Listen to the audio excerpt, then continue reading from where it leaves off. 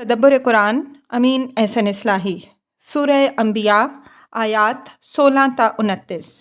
آگے کا مضمون۔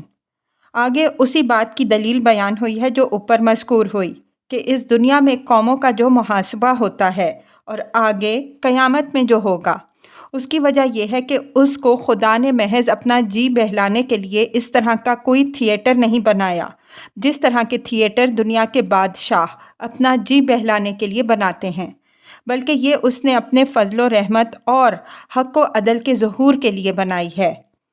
اس فضل و رحمت اور حق و عدل کا لازمی تقاضا یہ ہے کہ اس میں اس کے بندے شتر بے مہار کی زندگی نہ گزاریں، بلکہ خدا کے نظام حق و عدل کے پابند ہو کر زندگی گزاریں، اور یہ یوں ہی چلتی نہ رہے بلکہ اس کے بعد ایک ایسا یوم الحساب بھی آئے جس میں وہ لوگ اپنی کارکردگی کا صلہ پائیں جو اس دنیا کے خالق کی مرضی کے مطابق زندگی بسر کریں، اور وہ لوگ کیفر کردار کو پہنچیں جو اس میں دھاندلی مچائیں۔ اگر کسی ایسے یوم الحساب کے بغیر اسی طرح یہ دنیا چلتی رہے تو اس کے معنی یہ ہیں کہ اس کا خالق کوئی کھلنڈرا ہے جس نے محض اپنی تفریح کے لیے یہ لیلا رچائی ہے۔ اس کو اس کے خیر و شر اور عدل و ظلم سے کوئی بحث نہیں۔ یہ خیال بالبداہت باطل اور خدا کی صفات عدل و رحم کے بالکل منافی ہے، اس وجہ سے قیامت ناگزیر ہے۔ اسی سلسلے میں شرک کی تردید بھی فرمائی ہے، اس لیے کہ اگر شرک کی کوئی گنجائش باقی رہے تو اس صورت میں بھی یہ دنیا بازیچہ اطفال اور ایک کھیل تماشا بن کے رہ جاتی ہے۔ اس وجہ سے کہ اگر ایسے شرکاء و شفعاء کا وجود تسلیم کر لیا جائے جو خدا کے معاملات میں اتنے دخیل ہوں کہ وہ اپنے پجاریوں کو خدا کی پکڑ سے بچا لیں، خواہ ان کے اعمال کچھ ہی ہوں، تو قیامت کا ہونا نہ ہونا دونوں یکساں ہو۔ اس کے معنی یہ ہوئے کہ اگر یہ روز عدالت آیا بھی تو اس کے لیے فکر اور اہتمام کی ضرورت نہیں، سفارشیوں کے ذریعے سے اس عدالت سے چھوٹا جا سکتا ہے، اور سفارش کے لیے ان کے یہ مزعومہ شرکاء و شفعاء ان کے نزدیک کافی ہیں۔ اس روشنی میں آگے کی آیات کی تلاوت فرمائیے۔ اعوذ باللہ من الشیطان الرجیم، بسم اللہ الرحمن الرحیم۔ وما خلقنا السماء والأرض وما بينهما لاعبين لو أردنا أن نتخذ لهوا لاتخذناه من لدنا إن كنا فاعلين بل نقذف بالحق على الباطل فيدمغه فإذا هو زاهق وَلَكُمُ الْوَيْلُ مِمَّا تَصِفُونَ وَلَهُ مَن فِي السَّمَاوَاتِ وَالْأَرْضِ وَمَنْ عِندَهُ لَا يَسْتَكْبِرُونَ عَنْ عِبَادَتِهِ وَلَا يَسْتَحْسِرُونَ يُسَبِّحُونَ اللَّيْلَ وَالنَّهَارَ لَا يَفْتُرُونَ أَمِ اتَّخَذُوا آلِهَةً مِّنَ الْأَرْضِ هُمْ يُنشِرُونَ لَوْ كَانَ فِيهِمَا آلِهَةٌ إِلَّا اللَّهُ لَفَسَدَتَا فَسُبْحَانَ اللَّهِ رَبِّ الْعَرْشِ عَمَّا يَصِفُونَ لَا يُسْأَلُ عَمَّا يَفْعَلُ وَهُمْ يُسْأَلُونَ اتَّخَذُوا مِن دُونِهِ آلِهَةً قُلْ هَاتُوا بُرْهَانَكُمْ هَٰذَا ذِكْرُ مَن مَّعِيَ وَذِكْرُ مَن قَبْلِي بَلْ أَكْثَرُهُمْ لَا يَعْلَمُونَ الْحَقَّ فَهُمْ مُعْرِضُونَ وَمَا أَرْسَلْنَا مِن قَبْلِكَ مِن رَّسُولٍ إِلَّا نُوحِي إِلَيْهِ أَنَّهُ لَا إِلَٰهَ إِلَّا أَنَا فَاعْبُدُونِ وَقَالُوا اتَّخَذَ الرَّحْمَٰنُ وَلَدًا سُبْحَانَهُ بَلْ عِبَادٌ مُّكْرَمُونَ لَا يَسْبِقُونَهُ بِالْقَوْلِ وَهُمْ بِأَمْرِهِ يَعْمَلُونَ يَعْلَمُ مَا بَيْنَ أَيْدِيهِمْ وَمَا خَلْفَهُمْ وَلَا يَشْفَعُونَ إِلَّا لِمَنِ ارْتَضَىٰ وَهُم مِّن خَشْيَتِهِ مُشْفِقُونَ وَمَن يَقُلْ مِنْهُمْ إِنِّي إِلَٰهٌ مِّن دُونِهِ فَذَٰلِكَ نَجْزِيهِ جَهَنَّمَ وَكَذَٰلِكَ نَجْزِي الظَّالِمِينَ۔ ترجمہ: اور ہم نے آسمان و زمین کو اور جو کچھ ان کے درمیان ہے کھیل تماشے کے طور پر نہیں بنایا۔ اگر ہم کوئی کھیل ہی بنانا چاہتے تو خاص اپنے پاس ہی بنا لیتے، اگر ہم یہ کرنے والے ہی ہوتے۔ بلکہ ہم حق کو باطل پر دے ماریں گے تو وہ اس کا بھیجا نکال دے گا، تو دیکھو گے تم کہ وہ نابود ہو کے رہے، اور تمہارے لیے اس چیز کے سبب سے جو تم بیان کرتے ہو بڑی خرابی ہے۔ اور اسی کے ہیں جو آسمانوں اور زمین میں ہیں اور جو اس کے پاس ہیں، وہ اس کی بندگی سے نہ سرتابی کرتے ہیں نہ تھکتے ہیں، وہ شب و روز اس کی تسبیح کرتے ہیں اور دم نہیں لیتے۔ کیا انہوں نے زمین کے الگ معبود ٹھہرا لیے ہیں؟ وہ زمین کو شاداب کرتے ہیں۔ اگر ان دونوں کے اندر اللہ کے سوا الگ الگ الہ ہوتے تو یہ دونوں درہم برہم ہو کے رہ جاتے۔ تو اللہ عرش کا مالک ہے، ان چیزوں سے پاک ہے جو یہ بیان کرتے ہیں۔ وہ جو کچھ کرتا ہے اس کے باب میں کسی کے آگے مسئول نہیں، اور یہ سارے مسئول ہیں۔ کیا انہوں نے خدا کے ماں سوا دوسرے معبود ٹھہرا رکھے ہیں؟ ان سے کہو اپنی دلیل پیش کرو۔ یہ تعلیم ہے ان لوگوں کی جو میرے ساتھ ہیں اور ان لوگوں کی بھی جو مجھ سے پہلے ہوئے، بلکہ ان میں سے اکثر حق سے بے خبر ہیں، اس وجہ سے اعراض کیے جا رہے ہیں۔ اور ہم نے تم سے پہلے جتنے رسول بھی بھیجے ان کی طرف یہی وحی کرتے رہے کہ میرے سوا کوئی معبود نہیں، تو میری ہی عبادت کرو۔ اور یہ کہتے ہیں کہ خدائے رحمان کے اولاد ہے، وہ ان باتوں سے عرفہ ہے، بلکہ وہ خدا کے مقرب بندے ہیں۔ وہ اس کے آگے بات میں پہل نہیں کرتے، وہ بس اس کے حکم ہی کی تعمیل کرتے ہیں۔ وہ ان کے آگے اور ان کے پیچھے جو کچھ ہے سب سے باخبر ہے۔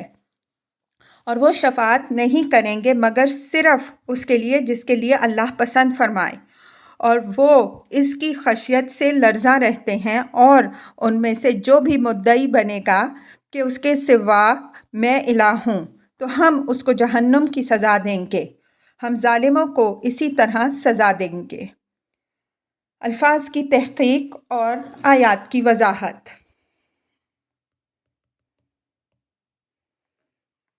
وما خلقنا السماء والارض وما بینہما لاعبین۔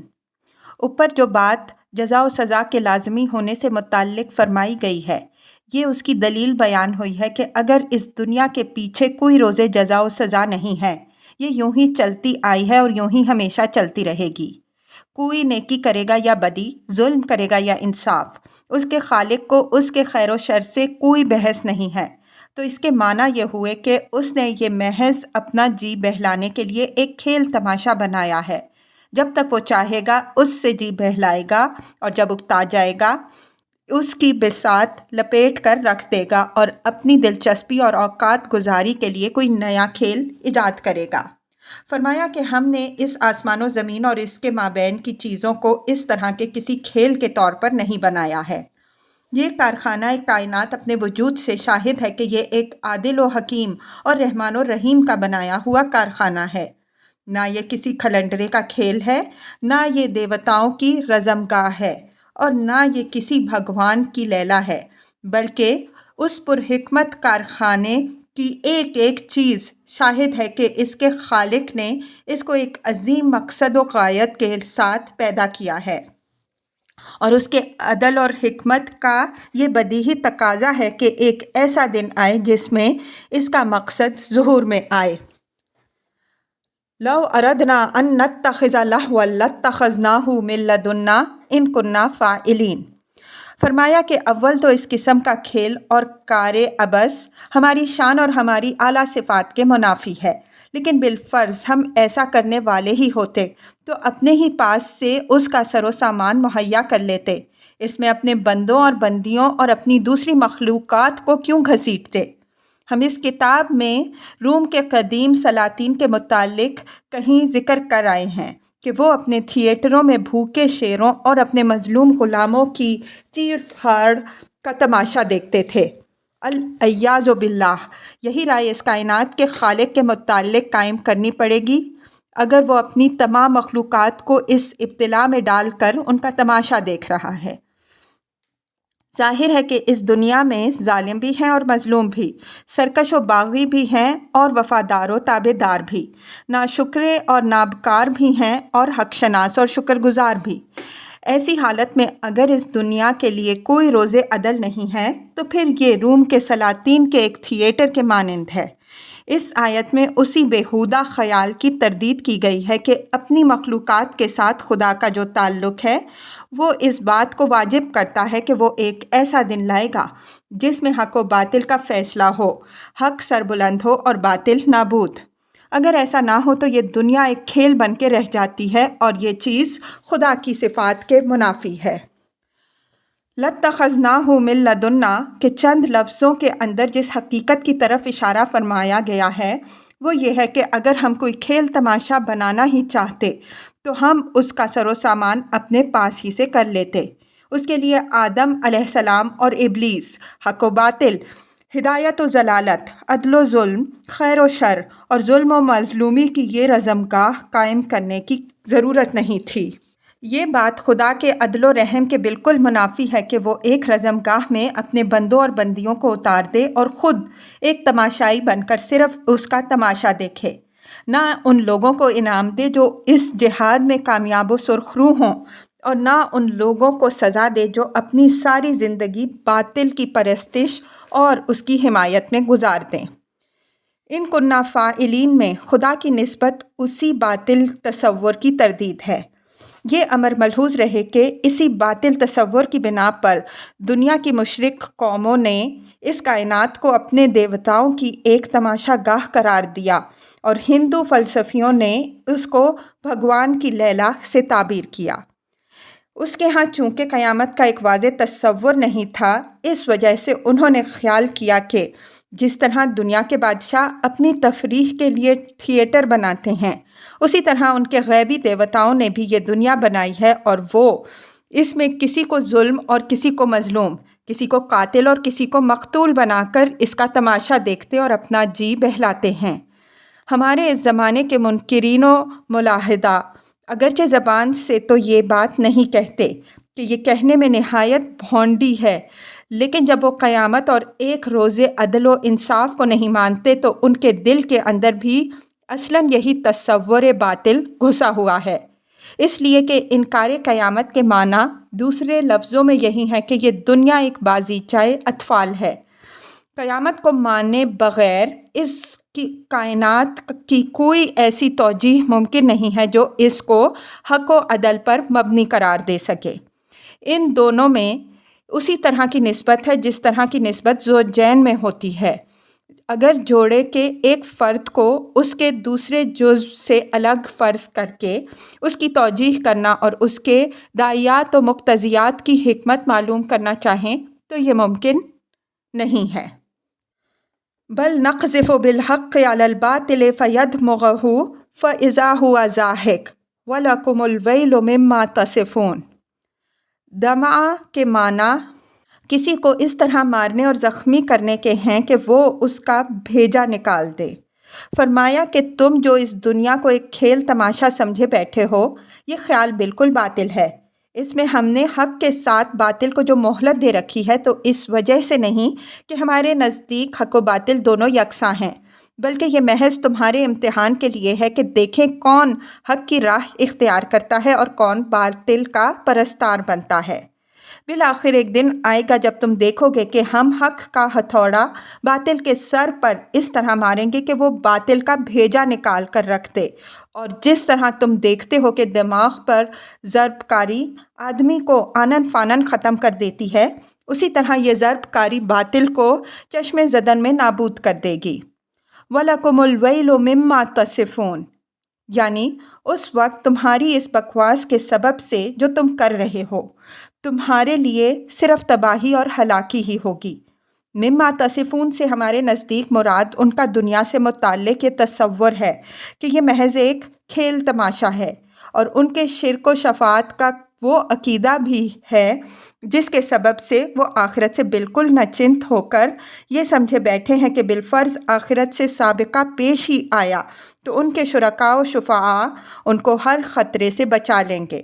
فرمایا کہ تمہاری یہ تمام باتیں موجب وبال اور سبب ہلاکت بنیں گی۔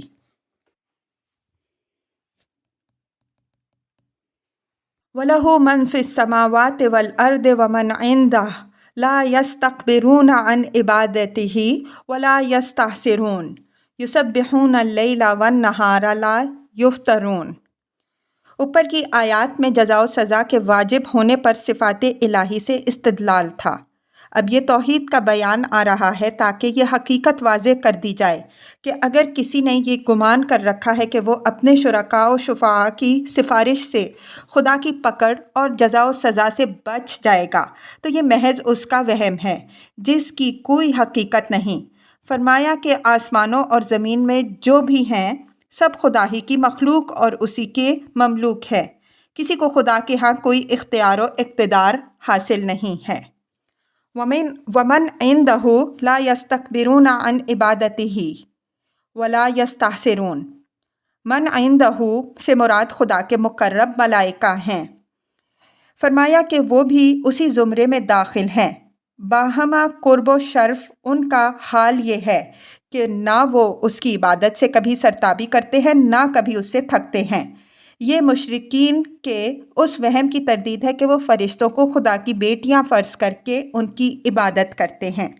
ان کا گمان یہ تھا کہ ان کو خدا کے ہاں بڑا مرتبہ و مقام حاصل ہے، جو بات چاہیں اپنے باپ سے منوا لیتی ہیں، اور خدا ان کی ناز برداری میں ان کی ہر خواہش کی لازماً تعمیل کرتا ہے۔ وہ اپنی دنیا کی نعمتوں کو بھی انہی کا عطیہ سمجھتے ہیں، اور آخرت کے باب میں بھی ان کا خیال یہ تھا کہ اگر بالفرض مرنے کے بعد اٹھنا ہی ہوا تو ان کی بدولت وہاں بھی ان کو بڑا درجہ حاصل ہوگا۔ فرمایا کہ تم تو ان کے بل پر خدا سے اکڑتے ہو، لیکن خود ان کا حال یہ ہے کہ نہ وہ کبھی خدا کی بندگی سے سرتابی کرتے اور نہ کبھی اس کام میں کوئی تھکان محسوس کرتے ہیں۔ وہ شب و روز خدا کی تسبیح و تہلیل میں سرگرم رہتے ہیں، ایک لمحہ کے لیے بھی اس سے توقف نہیں کرتے۔ ام اتخذوا آلہۃ من الارض ھم ینشرون لو کان فیہما آلہۃ الا اللہ لفسدتا فسبحان اللہ رب العرش عما یصفون۔ شر اللہ الارض کے معنی یہ ہوں گے کہ خدا نے زمین کو اس کے خشک و بے آب و گیاہ ہو جانے کے بعد از سر نو زندہ و شاداب کر دیا۔ مثلاً فرمایا ہے وَالَّذِي نَزَّلَ مِنَ السَّمَاءِ مَاءً بِقَدَرٍ فَأَنشَرْنَا بِهِ بَلْدَةً مَيْتًا۔ زخرف 11۔ اور جس نے اتارا آسمان سے پانی ایک خاص اندازے کے ساتھ، بس ہم نے اس سے شاداب کر دیا خشک زمین کو۔ یہ مشرکین کے ایک دوسرے مشرکانہ واہمہ کی تردید ہے۔ بہت سے مشرکین یہ سمجھتے تھے کہ زمین اور آسمان کے الہ الگ الگ ہیں۔ وہ ایک رب العرش کو مانتے تھے، لیکن ان کا خیال یہ تھا کہ رب العرش اپنے عرش آسمان پر براجماع ہے، زمین میں دوسرے خداؤں کی خدائی چل رہی ہے۔ اسی وہم کے تحت وہ آسمان کے خدا سے بے نیاز ہو کر اپنے زمینی دیوتاؤں کی پرستش کرتے تھے۔ اہل عرب کے علم اصنام کے مطالعے سے معلوم ہوتا ہے کہ ان کا تصور یہ تھا کہ زمین چونکہ رب العرش کی مملکت کا ایک بہت بعید علاقہ ہے، اس وجہ سے اس کا انتظام و انصرام دوسروں کے حوالہ کر کے وہ اس سے الگ تھلگ ہو گیا ہے۔ فرمایا کہ کیا انہوں نے زمین کے الگ الہ ٹھہرا لیے ہیں جو اس زمین کو زندگی بخشتے اور اس کو سرسبز و شاداب کرتے ہیں؟ ان کا یہ خیال بالکل ہی باطل ہے۔ اگر آسمان و زمین میں خدا کے ماں سوا الگ الگ الہ ہوتے تو یہ دونوں درہم برہم ہو کے رہ جاتے۔ آخر آسمان والوں کو کیا پڑی تھی کہ وہ زمین کے خشک و بے آب و گیاہ ہو جانے کے بعد اس کو از سر نو پر بہار کر دینے کے لیے پانی برساتے یا ان کی دوسری ضروریات کی فراہمی میں کوئی حصہ لیتے۔ توحید کی اس دلیل کی وضاحت دوسرے مقام میں دلیل توافق کے عنوان سے ہم کر چکے ہیں۔ یہاں اس کے دہرانے میں طوالت ہوگی۔ اس کا خلاصہ یہ ہے کہ اس کائنات کے بقا کا انحصار اس امر پر ہے کہ اس کے مختلف اجزاء و عناصر اور اس کے تمام ازداد میں نہایت گہرا توافق ہے۔ اگر یہ توافق ایک لمحے کے لیے بھی ختم ہو جائے تو اس کائنات کا سارا نظام درہم برہم ہو جائے۔ یہ توافق صریح طور پر اس بات کی شہادت دے رہا ہے کہ اس پوری کائنات پر ایک ہی ذات کا ارادہ، مائنڈ، کار فرما ہے۔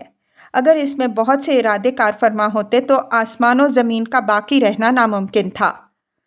فسبحان اللہ رب العرش عما یصفون۔ توحید کی یہ دلیل بیان کرنے کے بعد اس کا نتیجہ سامنے رکھ دیا گیا کہ خدا رب العرش کے باب میں اس قسم کا تصور ایک احمقانہ تصور ہے۔ وہ اس قسم کی باتوں سے عرفہ اور پاک ہے جو یہ بیان کرتے ہیں۔ جب وہ اس کائنات کے تخت حکومت کا مالک ہے تو اسی کا حکم آسمان و زمین اور جو کچھ ان کے درمیان ہے سب پر چل رہا ہے۔ پھر دوسروں کی کسی مداخلت کے فرض کرنے کی گنجائش کہاں باقی رہی؟ لا یسأل عما یفعل وہم یسألون۔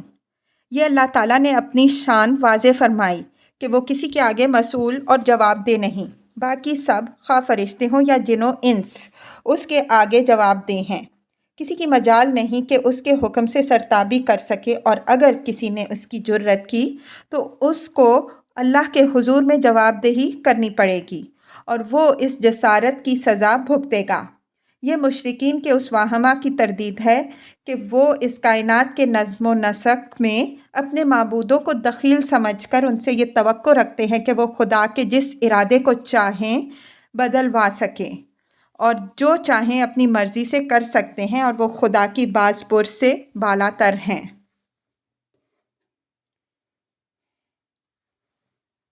ام اتخذوا من دونہ آلہۃ قل ہاتوا برہانکم ھذا ذکر من معی و ذکر من قبلی بل اکثرهم لا یعلمون الحق فهم معرضون وما ارسلنا من قبلک من رسول الا نوحی الیہ انہ لا الہ الا انا فاعبدون۔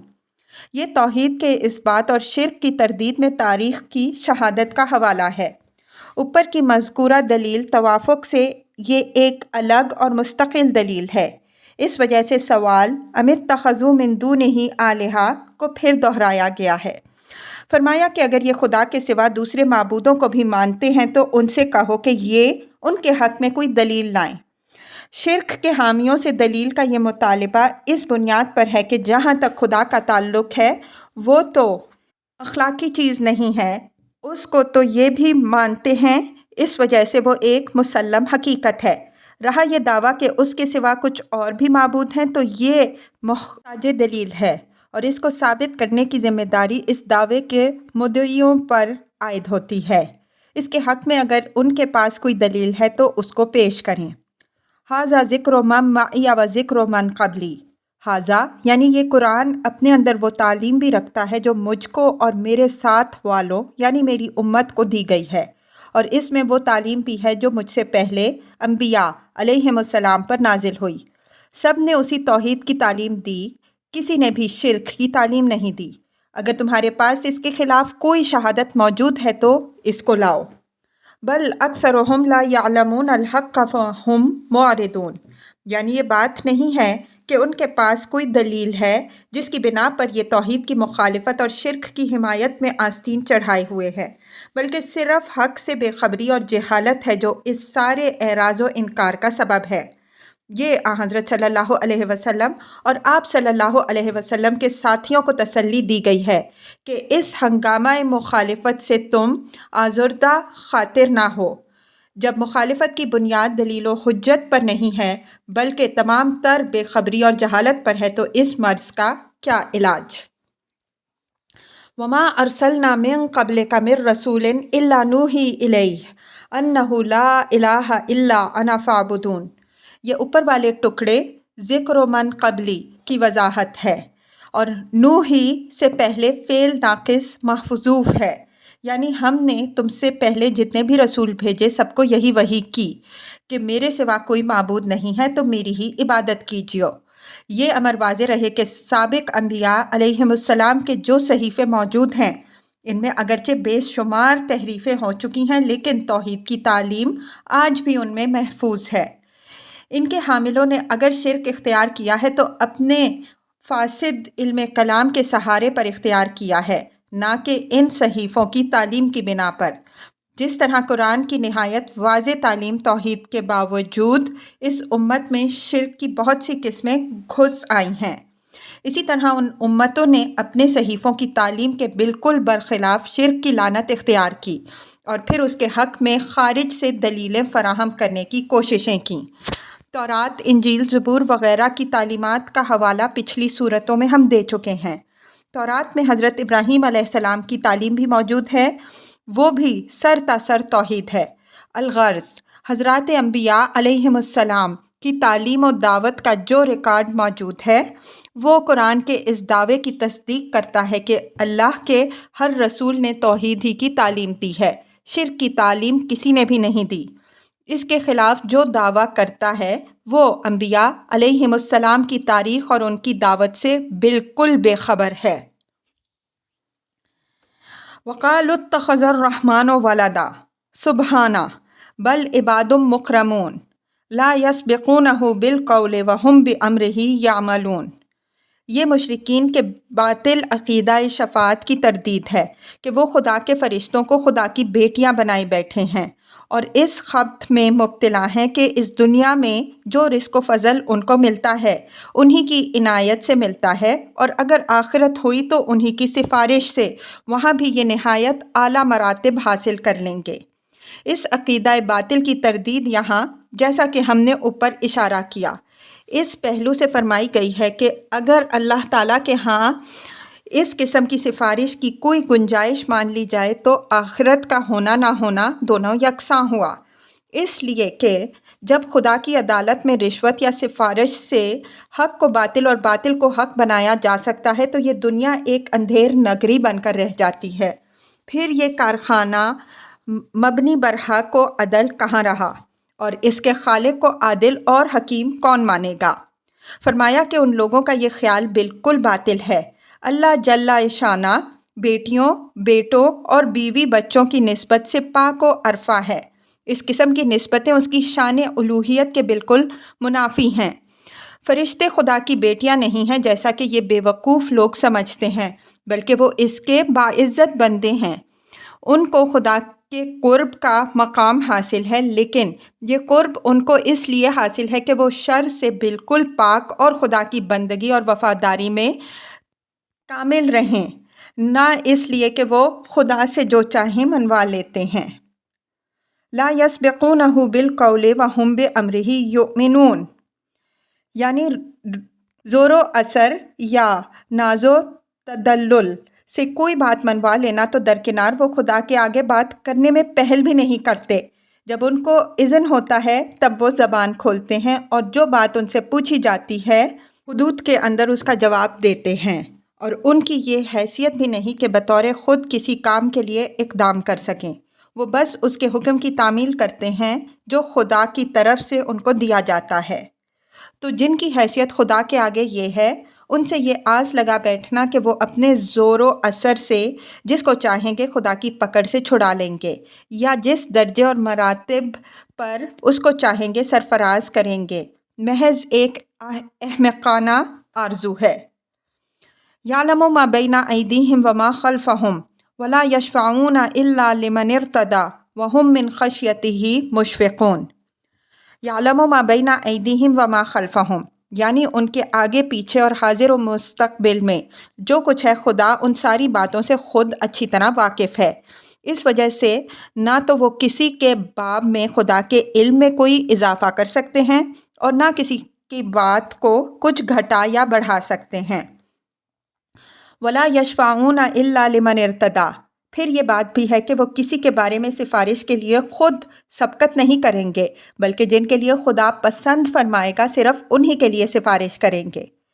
وَهُم مِّن خَشْيَتِهِ مُشْفِقُونَ، مزید برآں یہ بات بھی ہے کہ وہ خدا کے خوف سے ہر وقت لرزاں رہنے والے ہیں، اس وجہ سے اس کا بھی کوئی امکان نہیں کہ کوئی خلاف حق بات زبان سے نکالیں۔ مطلب یہ ہے کہ ان کی سفارش پر جو لوگ تکیہ کیے بیٹھے ہیں وہ ان ساری باتوں کو سوچ لیں، محض ایک وہم کے سہارے پر اپنی عاقبت خراب نہ کریں۔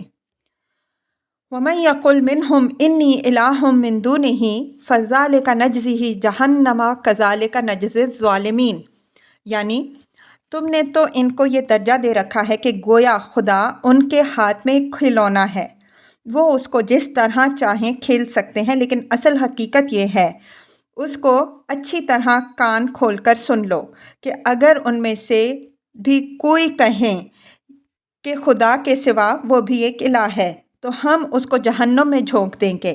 یہی جہنم کی سزا ہے جو ہم نے تمام مشرکوں کے لیے ٹھہرا رکھی ہے، وہی ہم ان کو بھی دے کے رہیں گے۔